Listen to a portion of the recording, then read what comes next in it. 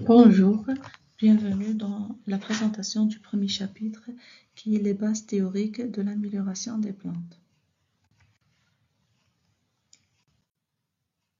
Donc, dans ce chapitre, on va voir plusieurs points. Donc, l'introduction, l'origine de la variabilité, la nature de la variabilité génétique, les différents types de la variabilité, le rôle des mutations dans la variabilité génétique, les concepts du gène et de l'espèce, ressources phytogénétiques, évolution dans les populations et le syndrome de domestication. Donc, le monde vivant se caractérise par une grande variabilité des espèces et des individus en leur sein. L'apparition de nouveaux caractères est en lien avec des modifications de l'information génétique, soit naturellement par l'hybridation naturelle et ou artificielle, interspécifique et intraspécifique des espèces, par implication du phénomène mutagénèse. La plupart des populations dans la majorité des espèces présentent une importante diversité génétique entre leurs individus. L'origine de la variabilité génétique. Donc, on a trois phénomènes qui sont à l'origine de la variabilité génétique et qui maintiennent cette diversité. Premièrement, les mutations qui introduisent de nouveaux allèles dans la population, la dérive génétique qui permet les changements aléatoires de la fréquence des allèles pouvant être sélectivement neutres, la sélection naturelle qui est directionnelle et permettent de changer les allèles. La nature de la variabilité génétique. On a deux types de variabilité génétique. La variation discontinue, qui présente la génétique mendélienne ou la génétique qualitative, qui présente des caractères facilement identifiables mais difficilement mesurables, tels que la couleur de fleurs, la sensibilité, etc. Et la variation continue et continue, qui est la génétique quantitative, elle est caractérisée par des caractères difficilement identifiables mais facilement mesurables, tels que le rendement, la taille et la précocité. Les différents types de la variabilité génétique.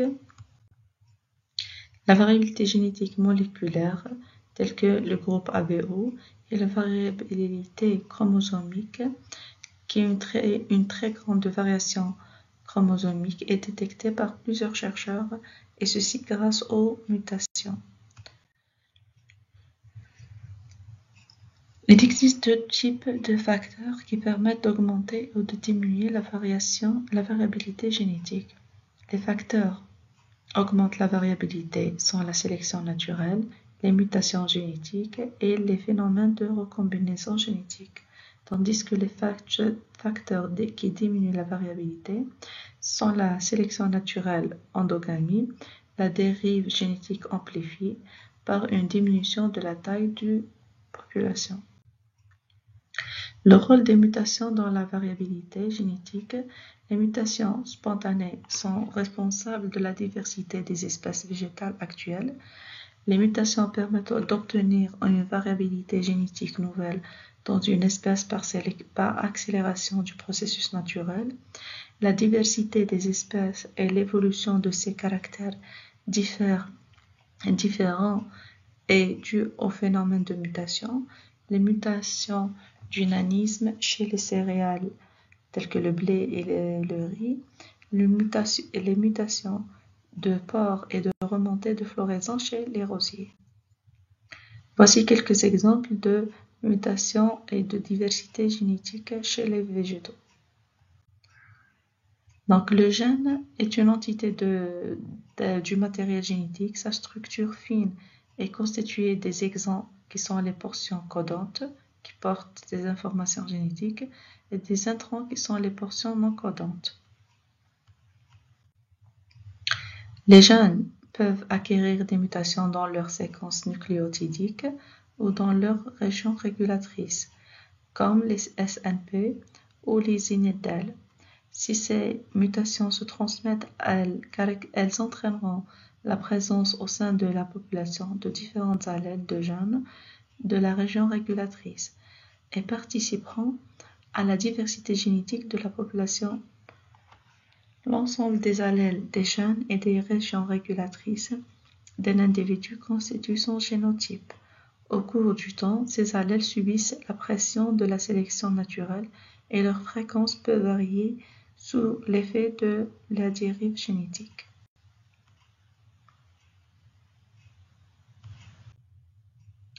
Le gène joue les rôles suivants: l'expression en phénotype, responsable des mutations, il induit des recombinaisons génétiques.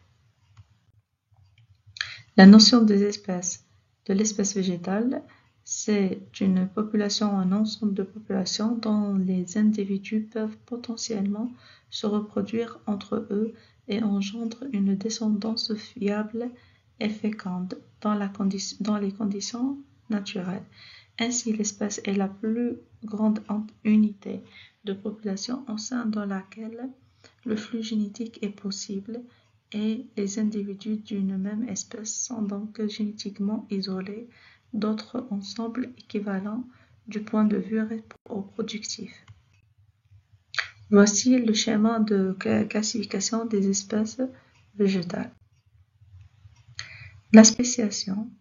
Donc ici, on remarque les étapes d'une spéciation qui sont la domestication des espèces, l'amélioration des populations et enfin une création de variétés. Voici quelques produits de domestication.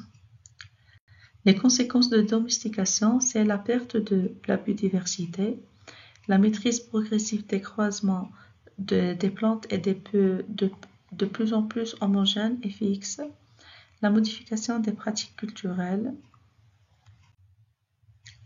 Ok, merci.